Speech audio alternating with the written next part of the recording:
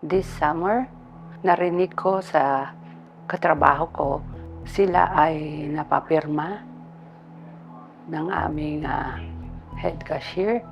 Nagtataka sila kung bakit gustong palitan ang union. Nalaman namin na gusto palang palitan ang union.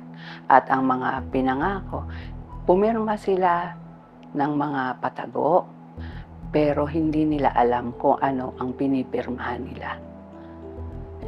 At pagkatapos, may mga sinabi na kaya kami hindi na i-increasean o nadadagdagan ng sweldo dahil ang UFCW ang dahilan. Pero hindi totoo.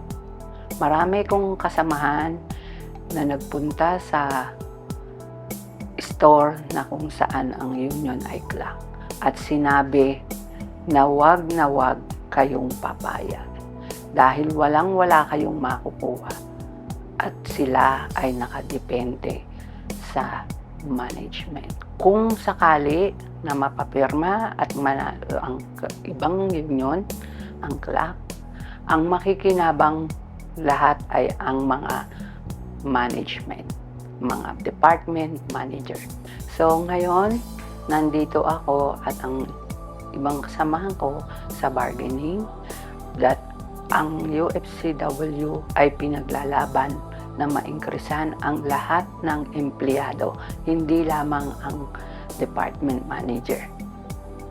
Pinaglalaban ng UFCW dahil sa dami ng mga mahal ng bilihin, upa sa bahay, hindi sapat. Pero ang UFCW ginagawa lahat na mabigay ang dapat sa bawat empleyado.